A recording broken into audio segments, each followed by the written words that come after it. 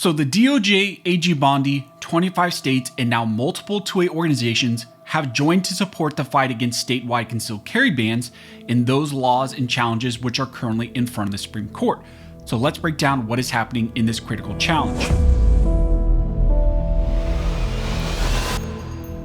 Now, before we jump into this video, if you guys want to support the channel for free, please consider subscribing to the channel. That, of course, helps the channel to grow. We're about to reach 800,000 subscribers, so I just want to thank you guys so much for all of your support. And then also just drop a positive comment down below. That helps tell the algorithm that you guys support this type of 2A content and share this video around to other gun owners that you'd think would maybe appreciate this type of 2A content. As I mentioned in the intro, in this video, I have some news for everyone in states like New York, California, Hawaii, and others who are currently facing statewide attempts to ban concealed carry. A lot of you guys are aware, like me in California, we are facing concealed carry bans despite the fact the Supreme Court issued the Bruen decision. Currently, there is a case in front of the Supreme Court on an emergency basis, and that is the Wolford versus Lopez case, and it's challenging that type of statewide concealed carry ban, which was passed in direct defiance to Bruen. This challenge revolves around a preliminary injunction and the Ninth Circuit finding that a state could put in place a catch-all public property ban.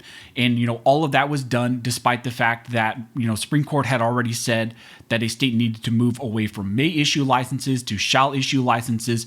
But states like Hawaii, California, New Jersey, New York, and others decided that no, they were not going to listen to that, and they were still going to try to ban concealed carry in the entire state. Recently, to the surprise of many, the DOJ and AG Bondi and the Trump administration stepped up in this lawsuit, and they decided to support this challenge in the Supreme Court.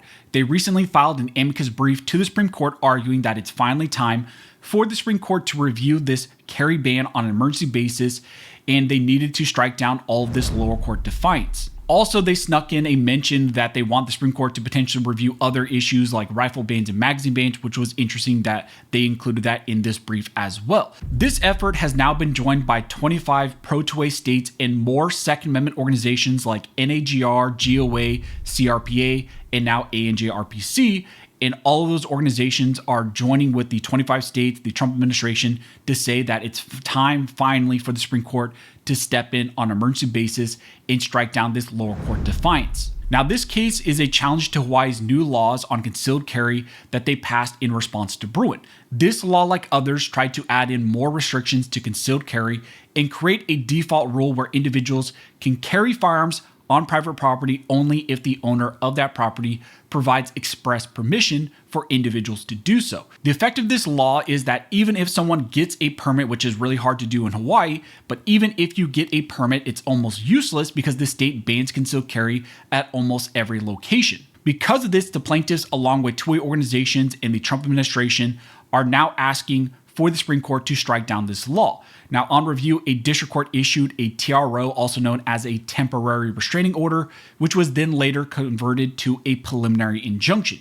Now, in that decision, the district court blocked the private property rule as likely a violation of the Second Amendment and inconsistent with what the Supreme Court said in Bruen. This case then made its way to the Ninth Circuit on review because Hawaii appealed that, and eventually it was reviewed by the Ninth Circuit along with the California carry ban case. On review, the Ninth Circuit upheld the catch-all property ban in Hawaii and reversed the injunction that was issued by the lower court, so they sided with the state of Hawaii.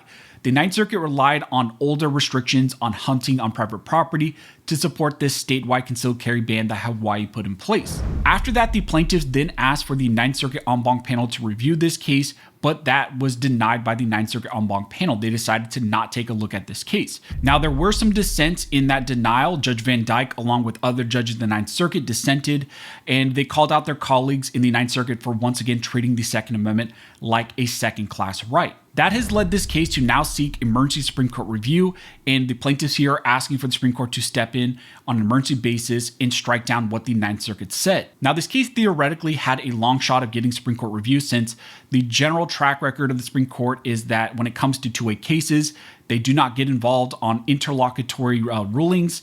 They do not like the preliminary injunction stage or the TRO stage cases. But now you have the United States government, AG Bondi, and through the DOJ, they have stepped in support of the plaintiffs and the request for emergency review of this case. Now, even better, the Trump administration has been joined by 25 states and multiple 2A organizations who are also calling for the Supreme Court to finally take action on this issue. In the recent amicus brief, the United States government states that The near complete ban is flatly inconsistent with Bruen and the long history underlying it. Bruen recognized that an ordinary, law-abiding citizen has a general right to publicly carry arms for self-defense. Just as states may not limit the right to those who show a special need for self-defense, states may not limit the right to those who aimlessly wander the streets.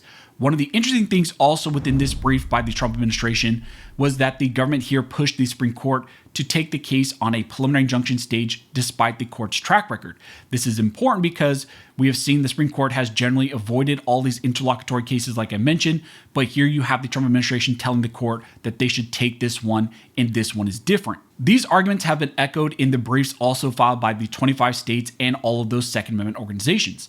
The brief of the 25 states in support of this petition state that Bruen reassured law-abiding gun owners that the Second Amendment was no longer a second-class right, but lower courts have largely failed to follow through on that promise, resorting to manipulative en banc practices, ahistorical interpretations of covered arms, and improperly calibrating the level of generality for Bruen's inquiry.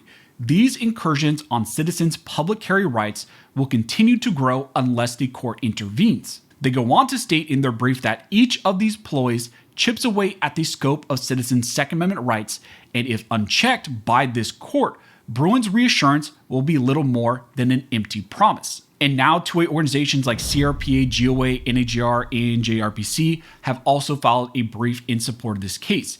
They state that if this court denies certiorari, there will be no meaningful right to carry in Hawaii for at least 7 years while the litigation proceeds.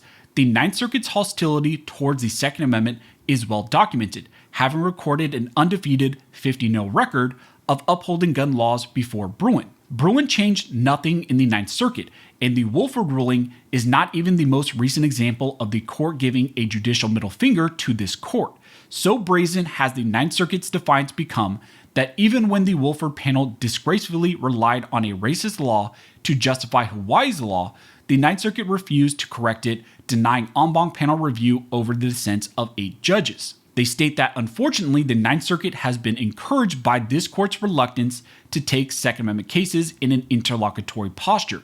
But if there was ever the perfect case to which to make an exception to this court's preference of not deciding interlocutory matters, it would be this one. ANJRPC, in support of this case, states that immediately following the court's Bruen ruling, the very states whose unconstitutional carry prohibitions had just been stricken raged in open defiance of this court. Importantly, Hawaii's law at issue in the petition is not alone in its total affront to the fundamental right to carry recognized in Bruen. Rather, it is a part of a comprehensive and coordinated assault on this court's historic ruling. In rapid succession, 5 states, New York, New Jersey, Maryland, Hawaii, and California, enacted Bruen attack laws which overtly sought to nullify this court's ruling in Bruen and the fundamental right to carry a handgun in public for self-defense. The states are simply not getting the message, and until the court squarely takes up this issue, the defiance will continue. So uniformly, you have the Trump administration, 25 pro-2A states, and multiple 2A organizations who are sending the same message to the Supreme Court.